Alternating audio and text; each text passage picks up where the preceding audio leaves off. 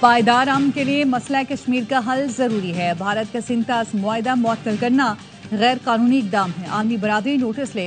नायब वजीर आजम इसहाक डार की दौरा चीन के दौरान चीनी कम्युनिस्ट पार्टी के वजीर से मुलाकात में गुफ्तगू। कहा मसला कश्मीर का हल अक़वाम मुत्तहिदा की करारदादों के मुताबिक नागुज़ीर है। तर्जुमान दफ्तर खारजा के मुताबिक नायब वजीर आजम ने पाकिस्तान की खुद मुख्तारी और इलाकाई सालमियत की हिमायत पर चीन का शुक्रिया अदा किया। वजीर लिउ जियानचाओ का कहना था कि चीन पाकिस्तान के साथ ताल्लुकात को हमेशा तरजीह देगा। चीन पाकिस्तान का आहमी दोस्त है।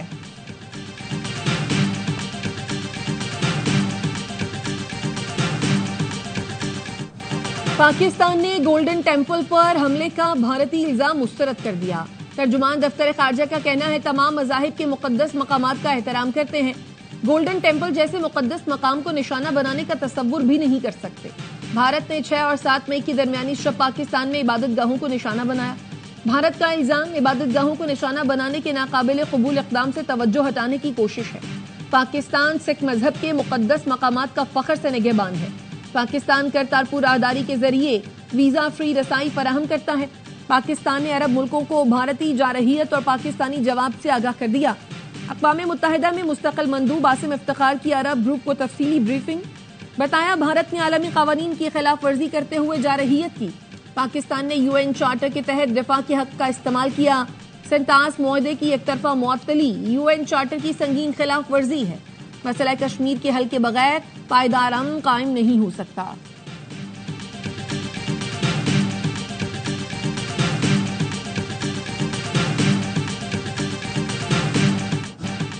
पहली तरजीह अमन है, लेकिन पाकिस्तान ना पहले झुका था ना अब झुकेगा। शहादत की आरजू जिंदगी से ज्यादा है। DGI-SPR लेफ्टिनेंट जनरल अहमद शरीफ चौधरी का चाइना मीडिया ग्रुप को इंटरव्यू। कहा हम अल्लाह के बाद सबसे ज्यादा खुद पर इन्हिसार करते हैं। पाकिस्तान की अहम चीज इसका अज़म और ताकत है जो हमने दिखाया। दुनिया पहले ही मसाइल से नबद आजमा है। ऐसे में क्या इसका हल ये है कि एक मुल्क दूसरे मुल्क पर बिला जवाब झूठे बयानिए और बगैर सबूत के चढ़ दौड़े। इस वक्त पाकिस्तान और चीन अमन और इस्तेहकाम के लिए कोशा है। दहशत गर्दी की लानत से लड़ रहे हैं। इस दहशत गर्दी का मकसद ही तरक्की रोकना है।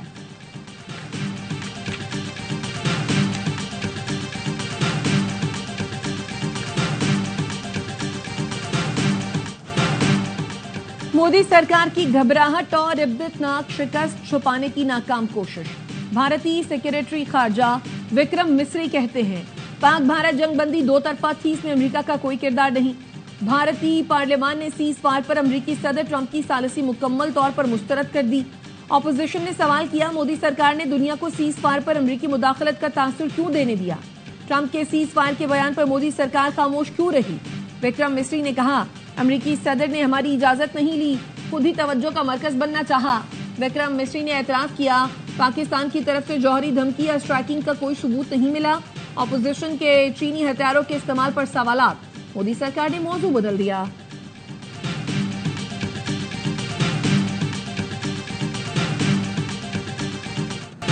पहलगाम वाक़े के बाद पाकिस्तान को नाकाबिले तसव्वुर अंजाम की धमकियां। हाजी पीर और स्कर्दू को छीन लेने की बातें सब जुबानी जमा खर्च निकली। दुश्मन को तबाह करने के दावे करने वालों को अपना आप बचाने के लिए मिन्नतें करना पड़ गई। भारत के कौमी सलामती उमूर के माहिर भरत कर्नाड ने मोदी के ऑपरेशन सिंदूर का पोस्टमार्टम कर दिया। ऑपरेशन सिंदूर को नाक़िस हिकमत अमली और राफेल को ओवर हाइप जंगी तैयारा करार दे दिया। कहा भारत ने राफेल खरीदे जिनका वो महारत से इस्तेमाल नहीं जानता, वो सौदा किया जो इसकी औकात से बाहर है। भरत कर्नाड के नजदीक पाकिस्तान ने खित्ते में अपनी बर्तरी साबित कर दी।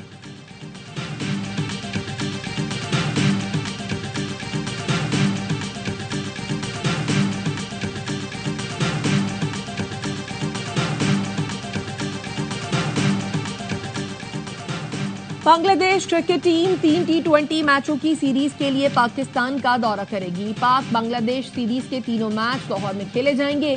चेयरमैन PCB मोहसिन नकवी और बांग्लादेश बोर्ड के सदर के दरमियान मुलाकात के बाद फैसला हुआ। पाकिस्तान और बांग्लादेश के दरमियान पहले 5 T20 मैचों की सीरीज शेड्यूल थी।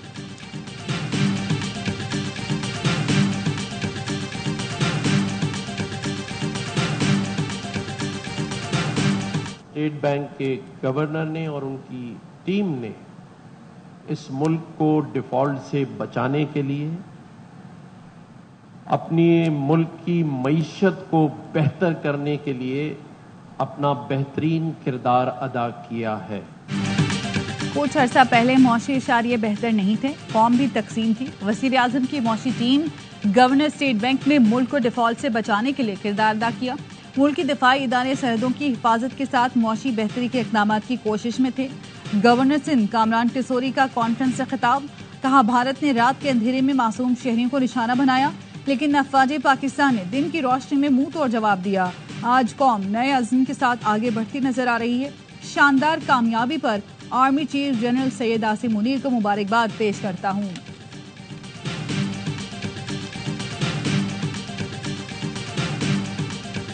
महंगाई कम होकर 0.3% पे आ गया है। 5 से 7% के दरमियान स्टेबलाइज हो जाएगी। गैर मुल्की कर्जा 2022 में $100 अरब था, इस वक्त भी $100 अरब से कम है, बल्कि $2 बिलियन में कमी आई है। लेकिन हमारे रिजर्व $3 बिलियन से बढ़कर $11 बिलियन से ऊपर जा चुके हैं।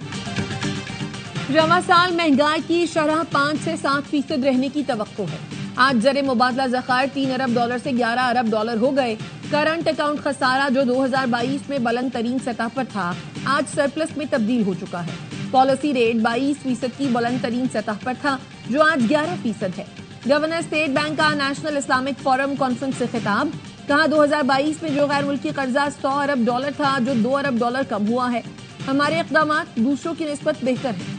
हमने ज़र मुबादला ज़खायर कर्ज लेकर नहीं बढ़ाए। इस्लामिक बैंकिंग के शेयर्स आहिस्ता आहिस्ता बढ़ रहे हैं।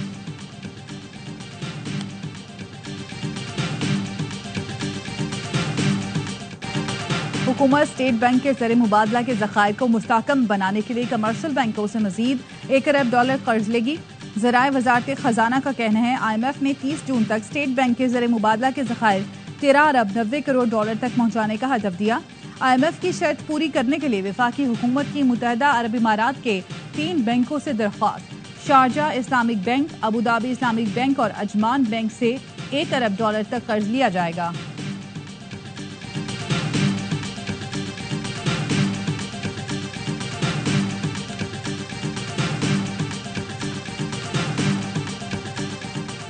नौ मई के केसेस में बानी PTI का पॉलीग्राफिक टेस्ट कराने से इनकार। जराये का कहना है, बानी ने वकला की गैर मौजूदगी में शामिल तफ्तीश होने से इनकार किया। लाहौर पुलिस की तफ्तीशी टीम DSP आसिफ जावेद की सरबराही में अडयाला पहुंची।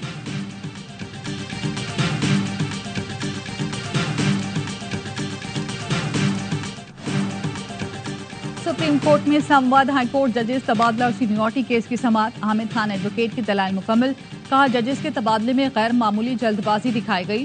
चीफ जस्टिस ने बामानी मुशावरत नहीं की। असल मकसद जस्टिस सरफराज डोगर को लाना था। बाकी 2 जजेस का ट्रांसफर महज दिखावे के लिए किया गया। आर्टिकल 200 का इस्तेमाल इख्तियारात के गलत इस्तेमाल के लिए किया गया।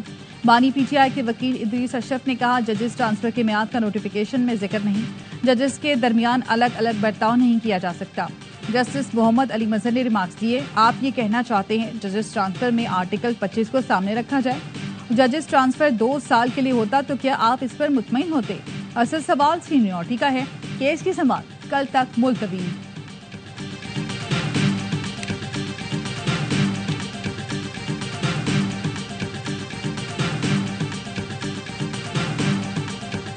मखसूस नशस्तों से मुतालिक नजरसानी अपीलों की समाअत। सुन्नी इत्तेहाद काउंसिल के वकील ने बेंच पर एतराजात के हवाले से दलाइल मुकम्मल कर लिए। हामिद खान एडवोकेट ने 26वीं आईनी तरमीम से मुतालिक केस का फैसला होने तक समाअत मुलतवी करने की इस्तदा की। केस बराह रास्त नशर करने की भी दरखास्त। दोनों दरखास्तों पर दलाइल कल सुने जाएंगे। समाअत कल 11:30 बजे तक मुलतवी।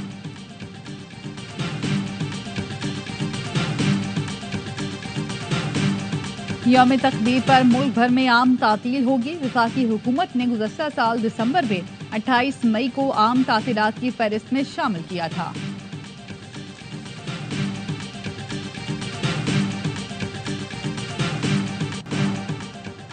कराची में हैवी ट्रैफिक ने मजीद 3 अफराद की जान ले ली। सुपर हाईवे काठौर के करीब डंपर और वैन में टक्कर, बच्ची समेत 2 अफराद जाँ बहक, 15 जख्मी।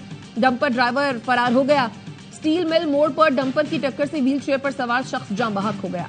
माजूर शख्स सड़क क्रॉस करने की कोशिश कर रहा था।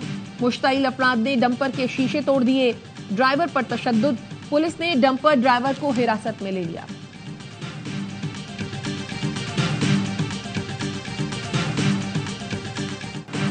नूर मुकद्दम कत्ल केस में जाहिर जाफर की सजाए मौत बरकरार। सुप्रीम कोर्ट ने रेप के मुकदमे में जाहिर जाफर की सजाए मौत उम्र कैद में तब्दील कर दी। अगवा के केस में जाहिर जाफर बरी। अदालत ने चौकीदार और माली को रिहा करने का हुक्म दे दिया। जस्टिस हाशिम काकर की सरबराही में 3 रुकनी बेंच ने मुख्तसर फैसला सुनाया। फैसले की तफसीली वजूहात बाद में जारी की जाएंगी।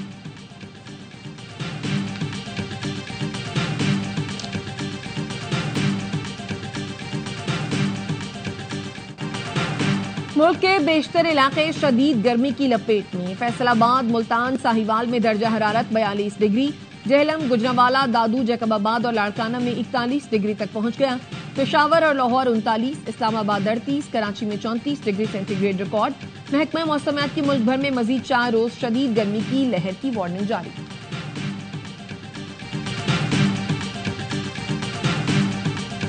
पंजाब के तालीमी इदारों में 28 मई से गर्मियों की छुट्टियों का ऐलान। वजीर तालीम पंजाब ने स्कूलों के औकात कार में भी कमी कर दी।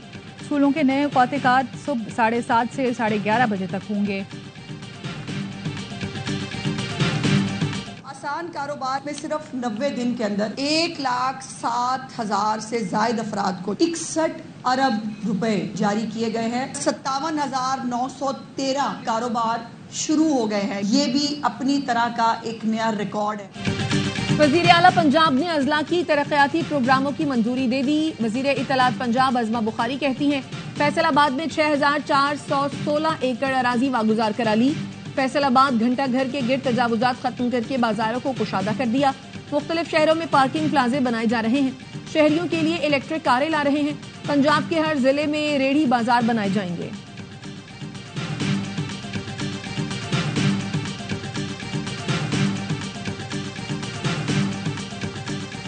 वजीर आला बलोचिस्तान सरफराज बुख्ती और वफाकी वजीर प्लानिंग कमीशन एहसन इकबाल की मुलाकात। वजीर आला ने फेडरल PSDP में बलोचिस्तान की तरजीहात पर तफसीली ब्रीफिंग दी। सरफराज बुख्ती ने कहा, बलोचिस्तान की तरक्की कौमी तरजीहात का जुज़ और 100% एलोकेशन जरूरी है। वफाक और बलोचिस्तान में तरक्याती इश्तराक नागुज़ीर है। एहसन इकबाल की बलोचिस्तान के तरक्याती मनसूबों में ताउन की यकीन दहानी।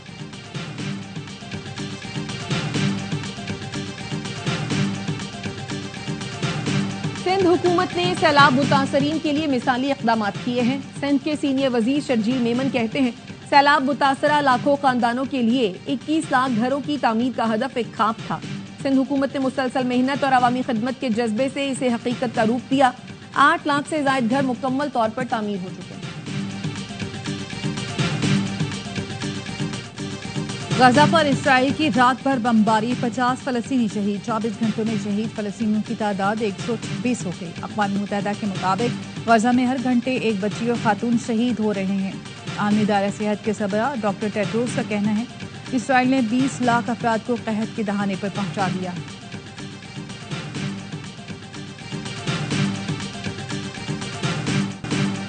गजा में जंग बंद करो वरना अमरीकी हिमायत से महरूम हो जाओगे। अमरीकी सदर डोनाल्ड ट्रंप ने इसराइल को सख्त पैगाम भेज दिया।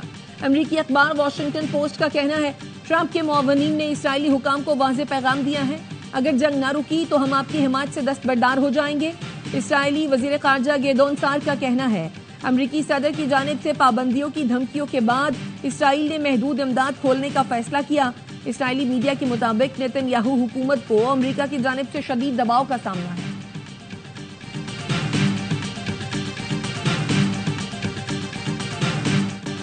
PSL का पहला मरहला खत्म, 2 टीमों की छुट्टी, 4 टीमें बढ़ाएंगी ट्रॉफी की जानिब कदम। पेशावर, ज़ल्मी और मुल्तान सुल्तान प्लेऑफ में जाने में नाकाम। कराची, कोयटा, इस्लामाबाद और लाहौर ने जगह बनाई। मेगा इवेंट के पहले क्वालिफायर में इस्लामाबाद और कोयटा की टीमें टकराएंगी। जीतने वाली टीम सीधा फाइनल में जाएगी, हारने वाली टीम को एक और मौका मिलेगा। पहले एलिमिनेटर में रिवायती हरीफ लाहौर कलंदर्स और कराची किंग्स का मुकाबला होगा। जो हारा वो घर जाएगा।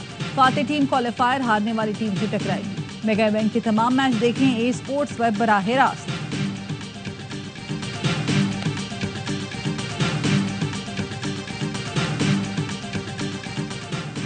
प्रोग्राम हर लम्हा पुरजोश, बढ़ाए PSL का जोश। साबिक क्रिकेटर बासित अली और कामरान अकमल के जबरदस्त तज्जिए और तबसरे।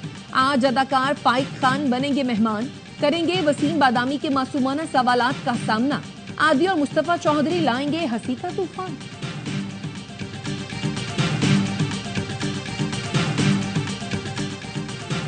पाकिस्तान और Bharat west Asia baseball cup के सेमीफाइनल में आज टकराएंगे। ईरान में जारी इवेंट में कौमी टीम ने मेजबान टीम को हराकर सेमीफाइनल के लिए क्वालिफाई किया था। पाक भारत नॉकआउट मैच पाकिस्तानी वक्त के मुताबिक शाम 4:30 बजे शुरू होगा।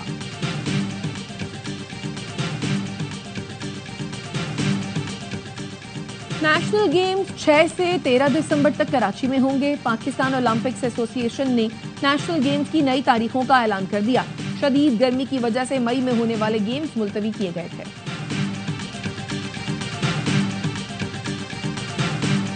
पाक जिंदाबाद, पाकिस्तान जिंदाबाद और हम जीत के पाक फौज जिंदाबाद।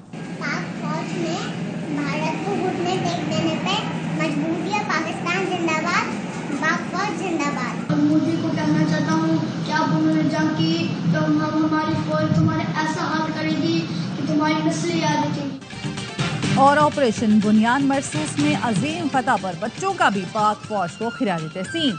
आप भी फोन उठाएं, अपने एहसासात और जज्बात बताएं। पाक अफवाज का शुक्रिया अदा करें और अपने पैगामात स्क्रीन पर नजर आने वाले नंबर पर भेजें।